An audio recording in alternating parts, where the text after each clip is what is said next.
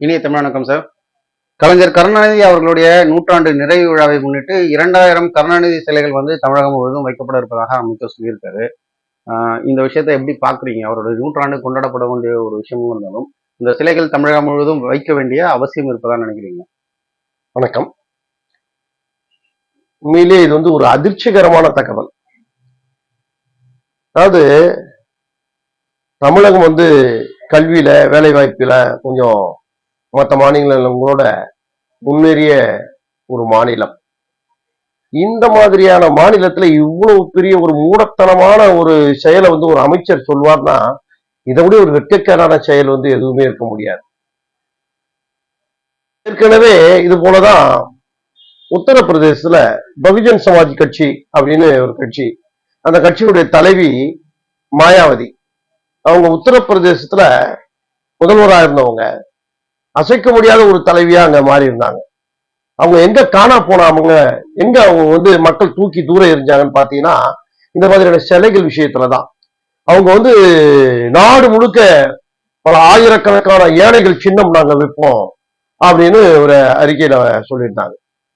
அது அங்க அந்த உத்தரப்பிரதேச மாநிலத்திலே பெரும் கொந்தளிப்பை ஏற்படுத்துச்சு. அங்கெல்லாம் பெரிய கல்வி அறிவில்லாத மாநிலம். ஒரு கல்வி அறிவில்லாத மாநிலத்திலேயே அங்க இருக்கக்கூடிய மக்கள் கொந்தளிச்சுட்டாங்க. இங்க ஒடுக்கப்பட்ட சமூகங்கள் கல்வியில, வேலை வாய்ப்புல, அரசியல்ல எதுலையுமே இங்க பிரதிநிதித்துவம் இல்லாம கீழ்த்தட்டு மக்கள் நாங்க ஒடுங்கி போயிருக்கோம். சாப்பாட்டுக்கு வழி இல்லாம தெருவுல இருக்கக்கூடிய சூழல் இருக்கு. இப்படிப்பட்ட எங்களுடைய இந்த நிலையில நீங்க ஏழை சின்ன வைப்பீங்களா அப்படின்னு அந்த உத்தரப்பிரதேச மக்கள் கொதிச்சு போய் அந்த மாயாவதிங்கிற ஒரு கேரக்டரே இன்னைக்கு இல்லாம போற அளவுக்கு நிலைமை மாறி போச்சு. உத்தரப்பிரதேசத்துல கட்டி ஆண்ட அவங்க இன்னைக்கு அவங்க தேட வேண்டிய நிலைமைக்கு மாறி போயிருக்குது. மாண்புமிகு தமிழக முதல்வர்களே, உங்களுக்கும் இது ஒரு எச்சரிக்கையை நாங்க சொல்றோம். இந்த மாதிரியான உங்ககிட்ட நல்ல பேர் வாங்கணுங்கிறதுக்காகவே இது போன்ற வார்த்தைகளை பேசக்கூடிய இந்த நபர்களை எல்லாம் நீங்க தூர வைங்க. அப்பதான் உங்களுடைய ஆட்சி காப்பாற்றப்படும். அப்பதான் நீங்க இங்க ஆட்சியில இருக்க முடியும். இல்லைன்னா நீங்க மக்கள் உங்களை தூக்கி தூரம் போட்டுருவாங்க. ஏன்னா இன்னைக்கு இருக்கக்கூடிய இந்த நிலைமையில பாத்தீங்கன்னா ஊராசிரியர் பள்ளி நிறைய இருக்குது, நிறைய பள்ளிகள் இடிஞ்சு விழுந்திருக்கு. இங்க கண்மாய்கள் தூர் வரல, ஏரி குளங்கள்ல தூர் வரல. இன்னைக்கு தண்ணி பஞ்சம் மிகப்பெரிய அளவுக்கு மாறிக்கிட்டு இருக்குது. இது போன்ற மோசமான வேலை இங்க இருக்குது. இன்னும் பாத்தீங்கன்னா நிறைய விஷயங்கள் இருக்கு. நம்ம செய்ய வேண்டிய வேலைகள் பாத்தீங்கன்னா கொஞ்சம் நெஞ்சம் இல்ல, அவ்வளவு பிரச்சனைகள் இங்க இருந்துகிட்டு இருக்கு. இந்த பிரச்சனைகள்லாம் மூட்டைகளை காப்பதற்கான குடோன்களை கூட அமைப்பதற்கு தமிழக அரசு முன் வராம. ஆமா, நம்ம பாருங்க, நம்ம என்ன சொல்றோம்னா கண்மாய்கள், ஏரி குளங்கள், அணைகள், உயர்மட்ட நீர்நிலைகள் இதெல்லாம் தூர் வரலாம். இதெல்லாம் தூர் வாரினீங்கன்னா தண்ணி பிரச்சனை தீரும். மாணவர்களுக்கு கல்வி உதவித்தொகை, இன்னைக்கு எவ்வளவு பெரிய நெருக்கடியில இருக்காங்க. இன்னைக்கு பல்வேறு சமூக மக்கள் இன்னைக்கு பள்ளிக்கூடங்களுக்கே போக முடியல. நீங்க ஒரு வேளை உணவு கொடுக்குறீங்க அப்படின்னு ஒரு திட்டத்தை கொண்டு வந்திருக்கீங்க, வர இருக்கிறோம். அதெல்லாம் எங்களுக்கு மாற்று கருத்து கிடையாது. ஆனா பள்ளி கட்டணமே கட்ட முடியாம சூழல்ல இன்னைக்கு தமிழகம் முழுவதும் பல மக்கள் இருக்காங்க. பல மாவட்டங்கள்ல பள்ளிக்கு இது ஸ்கூலே கிடையாது, பள்ளி வளாகமே கிடையாது. அந்த மாதிரியான சூழல்கள் இருக்குது. அந்த மாதிரியான பிள்ளைகளுக்கு உபகரணங்கள் வாங்கி கொடுக்கலாம். அவங்களுக்கு நீங்க நோட் புக்கோ அல்லது புக்கோ தந்தாலும் கூட அவங்களுக்கு அன்றாடம் தேவைப்படக்கூடிய பல தேவைகள் இருக்குது. அந்த மாதிரியான உபகரணங்கள் வாங்கி கொடுக்கலாம். அங்க லேப் மாதிரியான விஷயங்களுக்கு வேலைகள் பார்க்கலாம், அனுமதி கொடுக்கலாம். நீங்க பாத்தீங்கன்னா இப்படி பல விஷயங்கள் அங்க நம்ம செய்ய வேண்டியிருக்கு. இதுல முக்கியமான விஷயம், விவசாயிகள் இன்னைக்கு பெரிய அளவுக்கு பாதிக்கப்பட்டிருக்காங்க. விவசாயிகள் அவங்க விளைவிக்கக்கூடிய பொருள் எந்த அளவுக்கு பாதிக்கப்படுதுன்னா, மழை வந்தா அவங்களுடைய வாழ்க்கை நாசமாயி போகுது, வெயில் காய்ஞ்சாலும் அவங்களுடைய வாழ்க்கை நாசமாயி போகுது. அதாவது வெயிலுடைய இது நம்ம காப்பாற்றணும், அவங்களுக்கு நீர் வேணும். அப்போ அந்த நீர் சொல்வதற்கு தான் ஏரி குளம் கண்மாய்களை நம்ம உருவாக்குவது அப்படின்னு கேட்கிறோம்.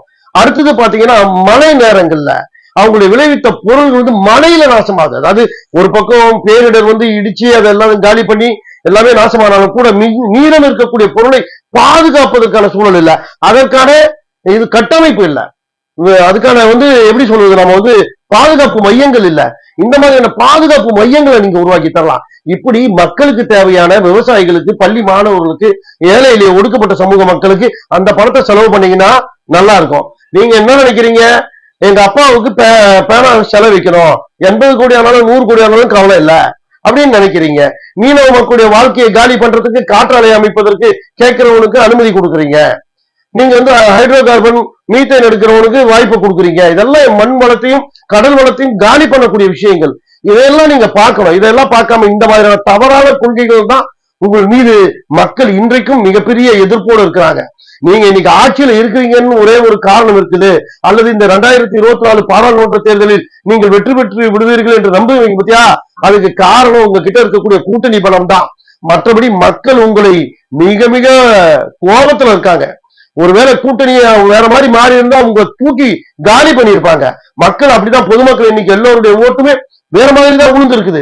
ஆனா நீங்க ஜெயிக்கிறதுக்கான காரணம் என்பது உங்களுடைய கூட்டணி. அந்த கூட்டணி பலத்தால நீங்க தக்க வச்சுக்கிட்டு இருக்கீங்க. மக்கள் உங்கள் மீது மிக மிக பெரிய வெறுப்புல இருக்காங்க. இதெல்லாம் பார்த்துக்கிங்கன்னா நாங்க எச்சரிக்கை மணி அடிக்க தயாரா இருக்கோம். தமிழகத்தை ஆள்வது அதிகாரிகளா அல்லது மு.க.ஸ்டாலின் அவர்களின் தலைமையிலான அரசா என்பது மீண்டும் ஒரு விஸ்வரூபமான கேள்வியாக இருந்திருக்கிறது. ஏடிஎஸ்பி வெள்ளத்துறை அவர்களுக்கான சஸ்பெண்ட் ஆர்டர், முதல்வர் தலையிட்டு அதை வந்து ரத்து செய்வது, என்ன சார் நடக்குது? அந்த பிரச்சனைக்குள்ளார என்ன நடக்குது? அதாவது இப்போ வெள்ளத்துறை வந்து எப்படிப்பட்ட நபர்னா வந்து அவர் ஒரு எஸ்ஐ, சாதாரண எஸ்ஐ. அவர் வந்து ஏதோ ஒரு ட்ரைனிங் எடுத்திருப்பார் பொழுது, ஷார்ட் ஷூட்டர் அவரு. அது ஏதோ கொஞ்சம் ட்ரைனிங் எடுத்திருப்பாரு, கொஞ்சம் ஷார்ட்டாவே எங்க இருந்தாலும் ஷார்ட் ஷூட்டர்ங்கிறத ஷார்ப் ஷூட்டர் அப்படின்னு சொல்லலாம். எவ்வளவு தூரத்துல இருந்தாலும் குறிவைத்து தாக்கக்கூடிய அளவுக்கு இந்த ஷார்ப் ஷூட்டர்னு சொல்லுவாங்க. அந்த மாதிரியான ஒரு ஷார்ப் ஷூட்டர் அவரு. அவரை வந்து பயன்படுத்தி இங்க வெள்ளை ரவி இது நம்ம அயோத்திக்கு போ வீரமணிய சுட்டாங்க. அயோத்திக்கு போ வீரமணி அந்த இது இருக்கு இல்லையா என்கவுண்டர், அது ஒரு துபாகூர். ஏன்னா அவர் எங்கேயாவது தூரத்துல இருந்து ஸ்கெட்ச் போட்டு அப்படி எல்லாம் வீரமணியை காலி பண்ணிடல. வீரமணியை வந்து நட்பா வந்து பேசி பீச்சில் 2 பேரும் பேசிக்கிட்டே இருக்கும்போது சும்மா சுட்டது. ஏன்னா அயோத்திக்கு போய் வீரமணிக்கு வந்து வெள்ளத்துறையை நல்லாவே தெரியும். ஏன்னா இங்க டிபை காவல் நிலையம் இருக்கு. இந்த டிபை காவல் நிலையத்தில் தான் அவர் எஸ்ஐயா இருந்தாரு. அந்த அடிப்படையில பக்கத்துல இருக்கக்கூடிய அந்த லிமிட்ல வரக்கூடியவர் தான் அயோத்திக்கு போய் வீரமணி. அவரும் நல்லா நெருங்கி பேசுவாங்க. ரவுடியா இருந்தாலும் நல்லா பேசுவாங்க. அப்படி பேசும்போது வாங்க அப்படின்னு அவர் கடற்கரையில உட்கார்ந்துட்டு இருந்தாரு. கடற்கரையில உட்காந்துட்டு இருக்கும்போது இவர் போன் பண்றாரு. போன் பண்ணி கேட்கிறாரு, எங்க இருக்கீங்கன்னா இங்கதான் இருக்கிறேன் அப்படின்னாரு. அப்படி நேரா பார்த்துட்டு பேசிட்டு திருட்டுத்தனமா சுட்டுட்டு வந்த கதை அது. அந்த திருட்டுத்தனமா சுட்டுட்டு வந்த கதையை பெரிய வீர மாதிரி சீனை கொண்டு போயிட்டாங்க. அது ஒரு கதை. இன்றைக்கு இருக்கக்கூடிய சூழலை நீங்க கேட்ட கேள்வி வந்து அதிகாரிகள் ஆட்சியை வந்து நடத்துறாங்களா அப்படின்னு கேக்குறீங்க. எப்போதுமே ஒரு அரசை நடத்துவது கிட்டத்தட்ட வந்து ஆட்சியாளர்களா இருக்கக்கூடிய அரசியல்வாதிகளை விட அதிகாரிகளுடைய பங்கு பெரிய பங்கா இருக்கும். அதுல இதுவும் பெரிய மாற்று கருத்துலாம் கிடையாது. அதிகாரிகளுடைய பங்கு எப்பவுமே இருக்கதான் செய்யும். அதை தவிர்க்கவும் முடியாது. அமைச்சரவை வந்து என்னதான் கூடி முடிவு எடுத்தாலும் அதை செயல்படுத்துவதற்கான ஒரு மையம் என்பது வந்து அதிகாரிகள் தான். அதனால அதிகாரிகளும் ஆட்சியாளர் அரசியல்வாதிகளும் ஒன்னா இணைந்து போனாதான் இந்த இதுவை நகர்த்த முடியும். அந்த அடிப்படையில அது நகர்ந்துகிட்டு இருக்கு. அதுல வந்து நம்ம வேற மாதிரியான கருத்துக்களை சொல்வதெல்லாம் சரியா இருக்குமான்னு தெரியல. ஊழலை ஒழிக்க வந்ததாக தன்னை தானே அறிவித்துக் கொண்ட திரு அரவிந்த் கெஜ்ரிவால் அவர்களுடைய வீட்டு குழாயை ரிப்பேர் செய்வதற்கு 29 கோடி ரூபாய்கள் செலவிடப்பட்டிருப்பதாக ஆர்டிஐ தகவல்கள் தெரிவிக்கிறது. அப்ப அவர் மீது ஏற்கனவே வைக்கப்பட்டிருக்க ஊழல் குற்றச்சாட்டுகள் உண்மை இருக்கும் அப்படின்றது மக்கள் மத்தியில் ஏற்படக்கூடிய ஒரு விஷயமாக இருக்கிறது. இந்த விஷயத்தை நீங்க என்ன பாக்குறீங்க? அதாவது அரவிந்த் கெஜ்ரிவால் வந்து அவருடைய வீடை வந்து சரி பண்றதுக்கு வந்து இத்தனை லட்சம் செலவாயிடுச்சு, இது வந்து ஊழலை ஒழிப்பதற்காக வந்தாரு, அப்படிப்பட்ட நபரே வந்து இப்படிலாம் இருந்தா அது ஊழலை ஒழிக்கிற லட்சணம் ஆயுது அப்படின்னு நீங்க கேக்குறீங்க. இன்னைக்கு அப்படி பார்த்தீங்கன்னா தமிழ்நாட்டுடைய அரசியலா இருக்கட்டும், இந்தியாவுடைய அரசியலா இருக்கட்டும், எதுவுமே கிடையாது. இப்போ வந்து உதாரணத்துக்கு பிரதமர் இது பண்றாரு, 80 லட்சம் ரூபாய் செலவுன்னு சொல்றாங்க. பிரதமர் வந்து போன ஒரு நாளுக்கு 80 லட்சம் ரூபாய்னா அப்போ அந்த ஹோட்டலுக்கே பாக்கி கொடுக்கல அப்படின்ற கேள்விகள்லாம் வருது. இன்னைக்கு இந்த மாதிரியான விஷயங்கள்லாம் நீங்க தவிர்க்க முடியாது. அதாவது இவரு வந்து ஆட்சிக்கு எதிராக இருக்காரு கெஜ்ரிவால் அப்படிங்கறதால பிரதமர் அவர் கூட வராங்கன்னா அவர் கூட வரக்கூடிய உதவியாளர்கள், அமைச்சர்கள், அரசு அதிகாரிகள், இது ஒரு குழு இருக்கும். அவங்களுக்கான ஒரு செலவு அப்படின்றது ஒண்ணு இருக்கும். ஒரு தனிப்பட்ட ஒருத்தரின் வீட்டு குழாயை ரிப்பேர் பண்றதுக்கு 29 கோடி ரூபாய் அப்படின்னு இந்த மாதிரியான முன் உதாரணங்கள்லாம் நிறைய இருக்குது. நமக்கு வந்து இப்ப எனக்கு அது ஞாபகத்துக்கு வரலையே தவிர இந்த மாதிரி முன் உதாரணங்களை நிறைய சொல்லலாம், நூற்றுக்கணக்கா சொல்லலாம். அந்த அவங்க அரசு வீடு தான், அது அரசு வீடையே வந்து மாற்றி அமைக்கிறங்கிற பேர்ல அமைச்சரான பிறகோ அல்லது மத்திய அமைச்சரான பிறகோ அல்லது மாநில அமைச்சரான பிறகோ மாற்றி அமைக்கிற வேலைகள்லாம் இது பண்றது ஒவ்வொன்றும் சர்வசாதாரணமா நடக்கிற விஷயங்கள் தான். அதுக்கு இவ்வளவு செலவாங்கிறது வந்து நம்ம கேள்வி கேட்கிறோம். பாத்தீங்கன்னா நீங்க வந்து இங்க பெனாயில் வாங்குறதுக்கு 50 லட்சம் ரூபாய் செலவான கட்டெல்லாம் இருக்கு. இங்க தமிழ்நாட்டுல ஒரு நகராட்சிக்குள்ள ஒரு அதிகாரி பெனாயில் வாங்குறதுக்கு 50 லட்சம் ரூபாய் கணக்கு எழுதுறதுலாம் இருக்கு. ஒரு முதல்வர் வீட்டுக்கு 13 லட்சம் 15 லட்சம்லாம் இன்னைக்கு சாதாரண விஷயங்கள். இன்னைக்கு அது மாதிரி நிறைய விஷயங்கள் நம்ம சொல்லிக்கிட்டே போலாம். நிறைய காரணங்கள் இருக்கு, நிறைய ஆட்கள் நம்ம கண் முன்னாடி விரிகிறாங்க. அதையெல்லாம் நம்ம எடுத்து சொல்லிக்கிட்டு இருந்தா அது சரியா இருக்குமான்னு தெரியாது. அதனால இதையெல்லாம் நம்ம கடந்து போறதுதான் சரியா இருக்கும். பல்வேறு குற்றச்சாட்டுகள்ல இருக்கக்கூடிய அமைச்சர்கள், முதலமைச்சர்கள் கூட ஜாமீன் பெற்று வெளியில் வந்துட்டாங்க. திரு செந்தில் பாலாஜி அவர்கள் கிட்டத்தட்ட ஒரு ஆண்டை நெருங்கி விட்டார். அவருக்கான ஜாமீன் கிடைக்குமா கிடைக்காது? செந்தில் பாலாஜி வந்து கடந்த ஆண்டு வந்து சிறைக்கு போனாரு. கடந்த கால ஆட்சியில வந்து அவர் வேலை வாங்கி தரேன்னு சொல்லிட்டு போன சூழல். இந்த ஒரு ஆண்டுகள்ல அவர் மிகப்பெரிய நெருக்கடியும் பாதிப்பையும் அவர் சந்திச்சுட்டாரு. தவறு செய்தவன், தப்பு செய்தவன் தண்ணி தண்டனை அனுபவிச்சுதான் ஆகணும். உப்பு தின்னவன் தண்ணி குடிச்சுதான் ஆகணும். அதுல மாற்றுக்கிறது கிடையாது. ஆனால் ஒரு ஆண்டு வந்து சிறை. இன்னைக்கு கிட்டத்தட்ட அவர் போகும்போது ஒரு 73 கிலோ வெயிட் இருந்தாரு. இப்ப வந்து 65 கிலோ தான் இருக்காரு. 8 கிலோ குறைஞ்சி போயிடுச்சு அப்படின்லாம் சொல்றாங்க. ஏன்னா அவர் வந்து கைது பண்ணும்போது அவருக்கு உடல்நிலை பாதிக்கப்பட்டு அதுக்காக பைபாஸ் சர்ஜரி பண்ணி 3 அடைப்புகள்லாம் எடுத்தாங்க அப்படின்லாம் சொல்றாங்க. இதெல்லாம் வந்து இதுதான். இன்னைக்கு வந்து அந்த கட்சிக்குள்ளேயே அவருடைய தலைமை அவருக்கு எவ்வளவுதான் பலமாக இருந்தாலும் கூட அந்த கட்சிக்குள்ளேயே எப்படியாவது செந்தில் பாலாஜியை காலி பண்ணிடணும் அப்படின்னு சொல்லி கரூர்ல இருக்கக்கூடிய கீழ்மட்ட நிர்வாகிகள், கட்சியினுடைய மூத்த சீனியர் அமைச்சர்களே கூட எப்படியாவது செந்தில் பாலாஜி அவருடைய அதிகாரத்தை மீண்டும் தொடராத அளவுக்கு அவருடைய இதுவை வந்து நம்ம இது பண்ணணும் அப்படின்னு கரூர்ல வந்து பெரிய அளவுக்கு அவருக்கு எதிரான சூழல்கள் நடக்குது. அதெல்லாம் இன்னைக்கு பெரிய என்ன சொல்ல போனா இந்தியாவிலேயே வந்து ஒரு அமைச்சர் நீண்ட நெடுநாட்களாக ஜெயிலுக்குள்ள இருந்துகிட்டே மந்திரியா இருந்தவரும் அவர் தான். அந்த கட்சிக்கு இன்னைக்கு அவங்க வந்து ஒரு பெரிய பாதிப்புன்னு நினைக்கிறாங்க. செந்தில் பாலாஜியினுடைய சிறை வாசம் என்பது பெரிய அளவுக்கு பாதிப்பு நினைக்கிறாங்க. ஆனா ஆளுங்கட்சியாக இருந்தாலும் கூட கிட்டத்தட்ட 5க்கும் மேற்பட்ட முறையில வந்து அவங்க ஜாமீன் மனு கேட்டு இது பண்ணிட்டாங்க கோர்ட்ல. அவரு கீழமை நீதிமன்றத்துல இருந்து உச்ச நீதிமன்றம் வரையிலும் போயாச்சு. ஆனா 1 ஆண்டுகள் ஆகியும் கூட இன்னைக்கு வரைக்கும் செந்தில் பாலாஜிய விடுறதா இல்ல. அது என்ன அப்படிப்பட்ட ஒரு விஷயம் நமக்கு புரியல. தமிழ்நாட்டிலும் சரி இந்தியாவிலும் சரி இது போன்ற தவறுகள் செய்தவங்க நிறைய பேர் வந்து சிறைக்கு போய் அவங்க பெயில்ல வெளியில வரதை நம்ம பார்த்திருக்கிறோம். ஆனா செந்தில் பாலாஜிக்கு மட்டும் ஏன் இப்படிப்பட்ட ஒரு நெருக்கடி கிடைக்குதுன்னு தெரியல. அதுக்கான அதிகார மையங்கள் வந்து இதை தடுக்குதா இல்லது உண்மையிலே இது சட்டத்தின் ரீதியான நகர்வாகவே இது நகருதா அப்படிங்கிறது நமக்கு ஒரு கேள்விக்குறியாதான் இருக்குது. தமிழக வயல்கள்ல வந்து வடநாட்டை சார்ந்தவர்கள் களமிறங்கி வேலை செய்யறது வந்து சமூக வலைதள வீடியோகள்ல பார்க்க முடிகிறது. நிலத்தினுடைய உரிமையாளர்கள் சொல்லக்கூடிய விஷயம், காலையில இருந்து சாயங்காலம் வரைக்கும் வேலை செஞ்சுட்டு குறைந்த கூலியை வாங்கிட்டு போறாங்க அப்படின்னு. இது வந்து எந்த மாதிரியான மாற்றத்தை தமிழகத்தில் ஏற்படுத்தும்? ஏன்னா இன்னைக்கு தமிழர்கள் எல்லா தொழில்களும் வந்து வெளியேறிட்டாங்க. வடநாட்டிலிருந்து வரக்கூடிய இளைஞர்கள் ஒவ்வொரு தொழிலும் ஆக்கிரமித்திருக்கிறார்கள். இது எதிர்காலத்தை எப்படி கொண்டு போகணும்? இந்த போக்கு வந்து மிகப்பெரிய சிக்கல்களை தமிழ்நாட்டுக்கு தரும். தமிழ்நாட்டில் இருக்கக்கூடிய வளங்கள் வந்து வெளியில போய்கிட்டே இருக்குது. நீங்க பாத்தீங்கன்னா இன்னைக்கு இந்தியா தமிழகத்துக்குள்ள 1 கோடி பேராவது அவங்க உள்ள வந்துட்டாங்க. பல மாவட்டங்கள்ல 10 லட்சம் பேர் 15 லட்சம் பேர்லாம் இருக்கிறவங்க எல்லாம் சொல்லக்கூடிய அளவுக்கு எல்லாம் இருக்குது.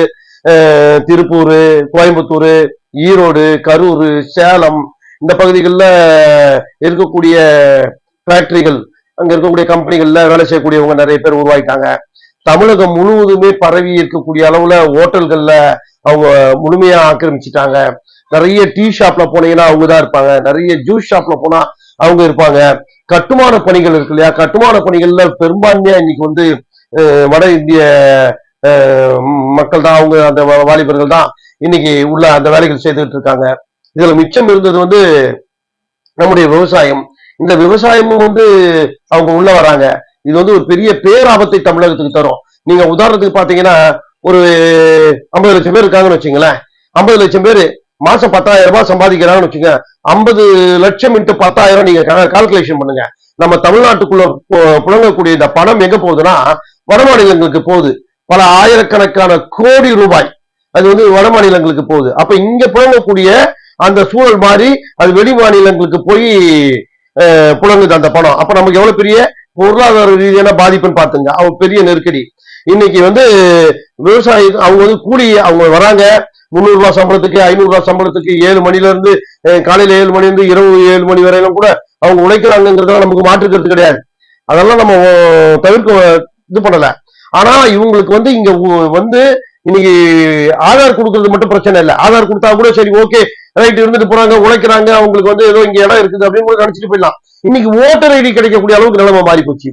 ஓட்டர் ஐடி வந்து இங்க வந்துட்டாங்கன்னா அவங்க இங்கேயே வாக்குப்பதிவுகள் செய்வாங்க. அப்ப வாக்குப்பதிவுகள் செய்யும்போது என்ன மாதிரியான நிலைமை மாறும் பாத்துங்க.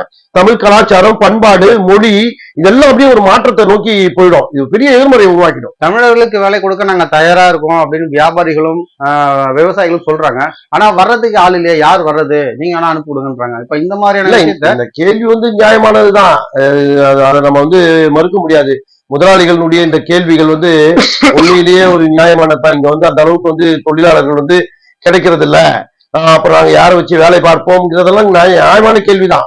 ஆனா அந்த கேள்விக்காகவே இந்த வேலைகளை நம்ம செய்து விட முடியாது. நம்மளோட இங்க இருக்கக்கூடிய இளைஞர்கள் வந்து படிச்சவங்க படிக்காதவங்க இங்க நிறைய இருக்காங்க. ஆனா அவங்களுக்கான கூலிகள் வந்து இவங்க குறைந்த கூலிக்கு ஆள் கிடைக்கிறான். அவங்களுடைய டார்கெட் என்ன? இந்த முதலாளிகளுடைய டார்கெட் என்ன?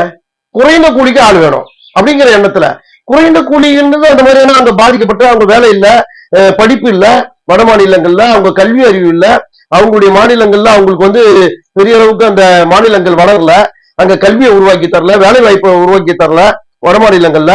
அப்போ அவங்க இங்க வந்துதான் ஆகணும், வேற வழி இல்ல, இதை தவிர்க்க முடியாது. ஆனா தவிர்க்க முடியாது இந்த சூழலை நம்முடைய இளைஞர்களுக்கு நீங்க 300 ரூபாய் சம்பளம் கொடுக்குறது, 500 ரூபாய் கொடுங்க, 1000 ரூபாய் கொடுங்க, அது வந்து லாபகரமா இருக்கக்கூடிய அந்த வாய்ப்புகளை நீங்க கொடுங்க. அதை விட்டுட்டு வந்து இந்த காரணத்தை காட்டி நாங்க வட மாநிலத்தை வந்து ஆட்களை கொண்டு வருவோம், அவங்க வச்சு வேலைகள் செய்வோம்னு சொல்லுவது மிகப்பெரிய எதிர்காலத்துல மிகப்பெரிய சிக்கல்களை தமிழ்நாட்டுக்கு உருவாக்கும். ஏன்னா வந்து பாத்தீங்கன்னா அமித்ஷா பேசும்போது பேசுறாரு, நம்முடைய தமிழ்நாட்டு ஒடிசாவுடைய சாவியை, கஜானாவை வந்து தமிழ்நாட்டுக்கு கொடுத்துட முடியாது அப்படின்னு பேசுறாரு. அப்போ ஒரே ஒரு மனிதர், ஒரு IAS அதிகாரியா இருக்காரு, அவரையே தாங்கிக்க முடியல, இங்க லட்சக்கணக்கான மக்கள் இங்க உள்ள வராங்களா, அப்புறம் நாங்க எப்படி தாங்கிக்கிறது? எங்களுக்கு கேள்வி வருமா இல்லையா? அப்ப சீமான் பேசுறது நியாயங்கிற மாதிரி ஆயிடுமா? அதுதான் இல்லையா? அப்ப நீங்க சீமான் பேசுறதெல்லாம் என்ன சொல்றீங்க?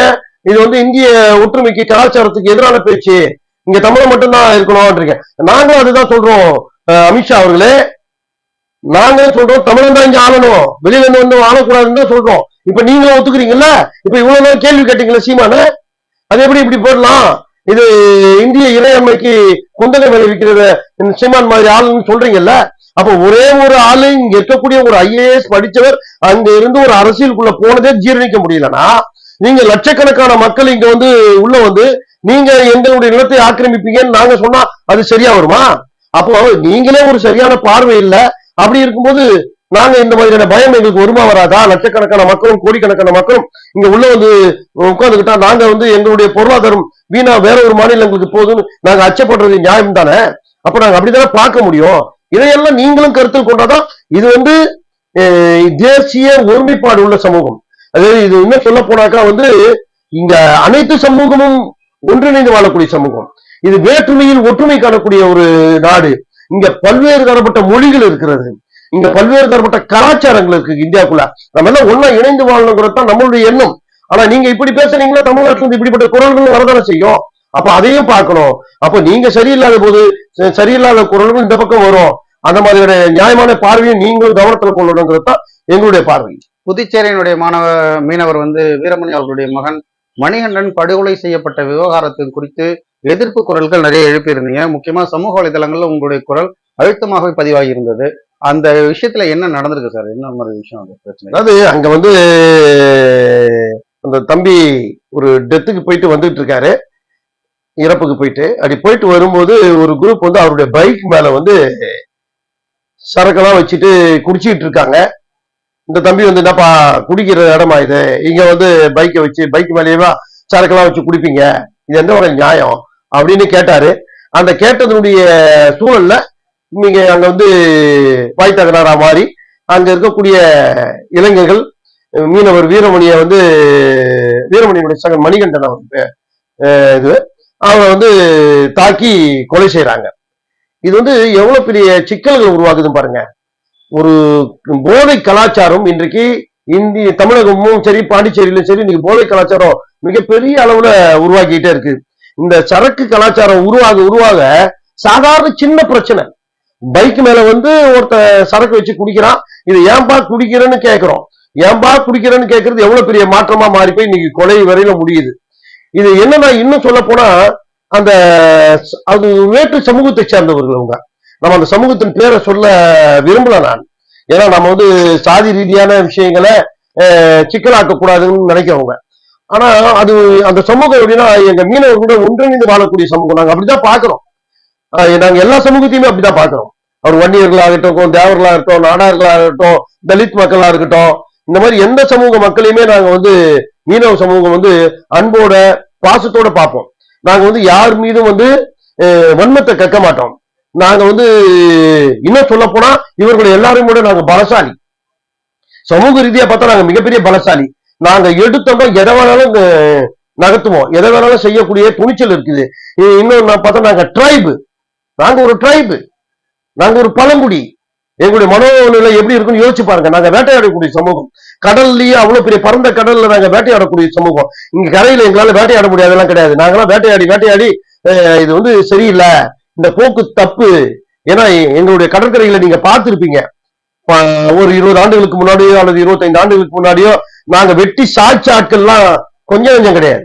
அப்படிப்பட்ட சமூகம். இன்னைக்கே எங்களுக்கு அப்படி வெளியில இருந்து ஒரு பார்வை இருக்குது. இவங்க எல்லாம் வந்து ஒரு கரடு முரடானவங்க, இவங்க ஒரு காட்டுவாசி, இவங்க வந்து எதையுமே கூர்ந்து கவனிக்க மாட்டாங்க, தப்பாவே முடிவு எடுப்பாங்க, இவங்களுக்கு எதுவுமே புரியாது அப்படின்னு நினைச்சுக்கிட்டு இருக்கக்கூடிய அந்த இதெல்லாம் நாங்க மாற்றி இன்னைக்கு கல்வி வேலை வாய்ப்புல வரணும், அரசியல் அதிகாரத்தை பெறணும் அப்படின்னு நாங்க நினைச்சுக்கிட்டு இருக்கோம். அந்த அடிப்படையில எங்களுடைய சூழலை மாற்றிக்கொண்டு ஒரு பொதுவெளி மக்களோடு கலந்து பழகுவது. நாங்க பொதுவா 2004 சுனாமிக்கு முன்னாடி வரையிலும் இந்த பொதுவெளி மக்களோடு கலந்து பழக மாட்டோம். நாங்க கடற்கரையில இருந்து அவ்வளவுதான், எங்களுடைய இடமே கடற்கரை தான். அதை தாண்டி நாங்க சமூக வெளியோட பழகினது இல்லை. அதுக்கப்புறம் 2004 சுனாமிக்கு அப்புறம் வந்து நாங்க வந்து சமவெளியோட பழகி அவங்களோட நட்பையும் பாராட்டியும் பெற்றிருக்கோம். 85ல துப்பாக்கி சூடு நடந்து நாங்க வந்து கமிஷனரே ஓட விட்ட சமூகம். ஒரு சென்னை மாநகர கமிஷனர், பெரிய பதவி அது. அவர்லாம் நினைச்சா என்ன வேணா அந்த சமூகம் அவங்களே நம்ம ஓட விட்டவங்க. நம்ம வந்து பல்வேறு வேலைகளை வந்து ரொம்ப ஸ்ட்ராங்கா செய்தவங்க. அதெல்லாம் எடுத்து சொல்லி அது ஒரு சிக்கலான சூழலை உருவாக்க கூடாது. அதனால நம்ம அவ்வளவு தூரத்துக்கு போகல. ஆனாலும் கூட இந்த அந்த சமூகத்தினுடைய மக்கள் ஏதோ ஒரு வன்மத்துல இந்த மீனவர் தம்பிய படுகொலை செய்திருக்காங்க. இது வந்து ரொம்ப இந்த போக்கு சரியானது இல்லை. இந்த போக்குக்கான காரணம் என்பது இந்த போதை பழக்கங்கள் தான். இந்த போதை பழக்கத்தை வந்து கட்டுப்படுத்துவதற்கு நம்ம தமிழக அரசு முயற்சி செய்யணும், பாண்டிச்சேரி அரசும் முயற்சி செய்யணும். இதெல்லாம் வந்து எதிர்காலத்துல பெரிய ஒரு கலாச்சார சீரழிவை உருவாக்கிடும். அதனால அந்த தவறு செய்த கொலை செய்த அந்த நபர்களை அவங்களை சிறையில் அடைத்து தக்க தண்டனை வாங்கி கொடுக்கும். அப்பதான் அதுக்கு ஒரு நீதி கிடைச்ச மாதிரி இருக்கும். நம்ம வந்து ஒரு சாதிக்கு சாதியான சண்டையாத மாத்த நாங்க விரும்பல. அப்படிப்பட்ட பேச்சுக்கள்லாம் எங்களுடைய மீனவ சமூக மக்கள்ல இந்த ரவுண்டு ரொம்ப கொதிச்சுட்டாங்க. நம்ம ஒரு சாதி ரீதியா எழுந்து தாக்கிடுவோமான்லாம் கேட்கிற அளவுக்கு நிலைமை மாறி போச்சு. அந்த அளவுக்கு வெகுண்டு எழுந்தக்கூடிய சூழல் உருவாச்சு. ஆனாலும் இங்க இருக்கக்கூடிய மீனவ தலைவர்கள் எல்லோருமே உட்கார்ந்து இல்ல அப்படிப்பட்ட இது போயிடுவோம், நம்ம சட்ட ரீதியா இந்த விஷயத்தை அணுகுவோம் அப்படிங்கிற இது பண்ணுவோம். இது மாதிரியான போக்குகள் வருங்காலங்களில் நடந்துச்சுன்னா எங்க மீனவ சமூகம் கொதித்து எழுந்தால் அது பின்னாடி தமிழ்நாடு மிகப்பெரிய ஒரு பாதிப்பு சூழ்நிலையை உருவாக்கும். அந்த சூழ்நிலைக்கு போயிடாம பார்த்துக்கிறது தமிழக அரசும் காவல்துறையும், அதே மாதிரி அங்க பாண்டிச்சேரியினுடைய அரசும் காவல்துறையும் இதுல வந்து கவனமா இருக்கணும் அப்படிங்கிற கோரிக்கையை நான் உங்களுக்கு பதிவா வைக்கிறேன். தேர்தல் முடிவுகள் 1-2 நாட்கள்ல வெளிவரக்கூடிய இந்த சூழல்ல தேர்தல் முடிவுகள் வெளிவரப்போகிறது 2 நாட்கள்ல. INDA கூட்டணி தலைவர்கள் ஒன்றாக சந்தித்து ஆலோசனை செய்யும் பொழுது தமிழக முதல்வர் அதை புறக்கணிச்சுட்டு TR பாலு அவர்கள் அனுப்பிச்சிருக்காரு. இதை எப்படி பாக்குறீங்க? அவர் ஒரு முக்கிய தலைவராக தன்னை முன்னிறுத்திக் கொள்பவர். இந்த கூட்டத்துல ஏன் கலந்துக்கல நினைக்கிறீங்க? ஒருவேளை அவரு நிதிஷ்குமார் அவர்கள் ஹிந்தி தெரியல அப்படின்ற கிண்டல் பண்ணதுனால அந்த ஒரு செயல்பாடு இருக்கும்னு நினைக்கிறீங்க? எந்த மாதிரி இருக்கின்றது? ஹிந்தி தெரியலாம் வெளில போங்க அப்படின்னு சொல்லி ஒரு முறை பேசினார் இல்லையா, அவர் NDA கூட்டணிக்கு போறதுக்கு முன்னாடி நடந்த ஒரு கூட்டத்துல, அதனால இருக்கும்னு நினைக்கிறீங்களா? அந்த மாதிரி விஷயத்துக்கு தெரியல, எனக்கு அது தெரியல. ஆனா வர இந்த 4ஆம் தேதி தேர்தல் ரிசல்ட்டுக்கு பிறகு இந்தியா கூட்டணி வெற்றி பெறுங்கிற மாதிரியான ஒரு எண்ணம் அவங்களுக்கு இந்தியா கூட்டணிக்கு உருவாயிருக்கு. அதனாலதான் இன்னைக்கு வந்து இந்தியா கூட்டணியுடைய 26 கட்சிகள் டெல்லியில இன்னைக்கு கூடி ஒரு முடிவெடுப்பதற்கான வேலைகள் கூடியிருக்காங்க. அந்த கூடி முடிவெடுத்த பிறகு TR பாலு இன்னைக்கு பத்திரிகையாளர்களை சந்திச்சிருக்காரு. பத்திரிகையாளர்களை சந்திச்சு வந்து நாங்க வந்து 4ஆம் தேதி அன்றும் 5ஆம் தேதி காலையிலுக்குள்ள இந்தியா கூட்டணியில இருக்கக்கூடிய தலைவர்கள் அத்தனை பேரும் டெல்லிக்கு வந்துடணும் அப்படிங்கிற மாதிரியான ஒரு முடிவை எடுத்திருக்கிறோம் அப்படின்ற மாதிரியான ஒரு தகவலை இன்னைக்கு சொல்லியிருக்காரு. இந்தியா கூட்டணி பெரும்பான்மையாக வெற்றி பெறும், வெற்றி பெற்ற பிறகு நாங்க வந்து இந்தியாவுடைய ஜனாதிபதி முர்மு அவர்களை வந்து நேரில் சந்திச்சு கூட்டணி ஆட்சியை வந்து அமைப்பதற்கு இது பண்ணுவதற்காக நாங்க எல்லாரும் அவங்க 4ஆம் தேதி வந்து 5ஆம் தேதி நம்ம சந்திக்கிறதுக்கான ஒரு வேலைகளை பார்க்கிறோங்கிற மாதிரி இன்னைக்கு ஒரு கூட்டணி அங்க வந்து உட்கார்ந்து இருக்காங்க. அவங்களுடைய நம்பிக்கை இந்தியா கூட்டணி ஜெயிச்சிரும் அப்படின்னு நினைக்கிறாங்க. பிஜேபி வந்து அதனுடைய தேசிய கூட்டணி வந்து நாங்க ஜெயிச்சிருவோம், பெரும்பான்மையாக ஆட்சி அமைச்சு விடுவோம், எங்களுக்கு பெரும்பான்மையான சீட்டு கிடைத்த உடனே மோடியினுடைய தலைமையில் இருக்கக்கூடிய கூட்டணி அவங்க இது பண்றாங்க. இந்த சூழல்ல இவங்க இன்னைக்கு கூடியிருக்காங்க. நம்ம 4ஆம் தேதி தான் பார்க்கணும். போன 2019 பாராளுமன்ற தேர்தல் போல 2024 பாராளுமன்ற தேர்தல் அவ்வளவு ஈஸியா நடந்தில்ல. இது வந்து இன்னைக்கு ஒரு டஃப் ஃபைட் அப்படின்ற அளவுக்கு இன்னைக்கு பேச்சுகள் மாறி இருக்கு. 2019 பாராளுமன்ற தேர்தலில் மோடி மீண்டும் வந்து விடுவாருங்கிற அளவுக்கு இருந்துச்சு. ஆனா 2024 பாராளுமன்ற தேர்தல் அப்படி இல்ல. இந்தியா கூட்டணிக்கும் வாய்ப்பு இருக்கிறது அப்படிங்கிற மாதிரியான தகவல்கள் வெளியில பேசப்படுது, சமூக வலைதளங்கள்ல பேசப்படுது, டிவிகள்ல செய்திகள்ல பேசப்படுது, பத்திரிகைகள்ல இன்னைக்கு பேசப்படுது. இதெல்லாம் இன்னைக்கு ஒரு பேசுபொருளா மாறி இருக்கு. ஆனா நீங்க பார்க்கணும், இந்த மாநிலங்கள்ல இப்ப பாத்தீங்கன்னா மகாராஷ்டிராவில் வந்துட்டு அங்க வந்து உத்தவ் தாக்கரே கட்சிக்கும் ஏக்நாத் சிண்டேவும் 13 இடத்துல நேரடி போட்டி, சரத்பவாருக்கும் அஜித் பவாருக்கும் அந்த 2 இடங்கள்ல நேரடி போட்டி. அப்போ இங்க வந்து 2 ஒரிஜினல் கட்சி இருக்குது. சரத்பவாருடைய கட்சி ஒரிஜினல், உத்தவ் தாக்கரே கட்சியுடைய ஒரிஜினல். அங்கிருந்து உடஞ்சி போனவங்க 2 பேரும் அங்க போட்டிக்கிட்டாங்க. உத்தரப்பிரதேச அப்ப அங்க வந்து கொஞ்சம் ஃபைட் இருக்க மாதிரியான சூழல். உத்தரப்பிரதேசல கிட்டத்தட்ட போன 19ல கிட்டத்தட்ட ஸ்வீப் பண்ற அளவுக்கு அங்க பிஜேபி வெற்றியை பெற்றது. காங்கிரஸ்க்கு 1-2 தான் கிடைச்சது. அப்ப இன்னைக்கு அங்க வந்து கூடுதலா காங்கிரஸ்க்கு கிடைக்கணும் அங்க நம்பிக்கைகள் ஓடிக்கிட்டு இருக்குது. திரிணாமுல் காங்கிரஸ் மேற்கு வங்கத்துல அங்க வந்துட்டு காங்கிரஸ் பிஜேபி வந்து இன்னைக்கு நேரடியான இது திரிணாமுல் காங்கிரஸுக்கும் பிஜேபிக்கு நேரடி போட்டி மாதிரியான சூழல் இருந்தாலும் கூட அங்க கம்யூனிஸ்ட் கட்சியும் காங்கிரஸும் இந்த ரவுண்ட்ல பவர்ஃபுல்லா இருக்க மாதிரி ஒரு எண்ணம் உருவாகுது. கேரளாவில் அதே மாதிரி சூழல் தான் இருக்கு. அங்க கம்யூனிஸ்டும் காங்கிரஸும் தனித்தனியாக போட்டிட்டாலும் கூட அந்த டார்கெட் வந்து பிஜேபியை டார்கெட் பண்றாங்க. தமிழ்நாட்டில் வந்துட்டு கிட்டத்தட்ட திமுக அடிக்கிற அளவுக்கு நிலைமை மாறி போயிருக்குது. கர்நாடகாவில் கிட்டத்தட்ட காங்கிரஸ் வந்து இப்ப ஆட்சியை பிடிச்சி அங்கேயும் சீட்டை கொஞ்சம் பெரும்பான்மையா வச்சிருக்கிற மாதிரியான இருக்கு. பீகார்ல பாத்தீங்கன்னா லாலு பிரசாத் யாதவனுடைய டீம் வந்து இன்னைக்கு இதுவா இருக்குது. நிதிஷ்குமார் வந்து ஒரு ஜோக்கர் மாதிரி மாறி போயிட்டாரு, ஒவ்வொரு முறையும் கட்சி தாழ்வுறாரு, மாறி மாறி போறாரு அப்படின்னு அங்க இருக்கக்கூடிய மக்கள் கிட்ட எதிர்ப்பு இருக்கிற மாதிரியான ஒரு செய்திகளும் வெளியில வருது. அப்போ அங்கேயும் காங்கிரஸ் கூட்டணிக்கு கிடைக்கும்னு நினைக்காம இருக்கு. ஒடிசால பாத்தீங்கன்னா நீங்க பிஜு பட்டாஜி இருக்கீங்க, அங்க பாத்தீங்கன்னா அவங்களும் வந்து கொஞ்சம் ஸ்ட்ராங்கா இருக்க மாதிரியான ஒரு சூழல் உருவாகுது. இப்படி மாநிலம் முழுக்க இந்தியா முழுவதும் இருக்கக்கூடிய பல்வேறு மாநிலங்கள்ல இந்த ரவுண்டு கொஞ்சம் மாற்றம் இருக்கிற மாதிரி ஒரு சூழல் இருக்குது. ஆனாலும் கூட மக்கள் யாருக்காக வாக்களித்தார்கள், எப்படி வாக்களிச்சிருக்காங்க அப்படிங்கிற அந்த தகவல் வந்து நம்ம 4ஆம் தேதி தான் பார்க்க முடியும். எந்த கருத்து கணிப்பையும் நான் வந்து கருத்து கணிப்பு எப்பவுமே எனக்கு நம்பிக்கை கிடையாது. ஏன்னா ஒரு குறிப்பிட்ட ஆட்கள்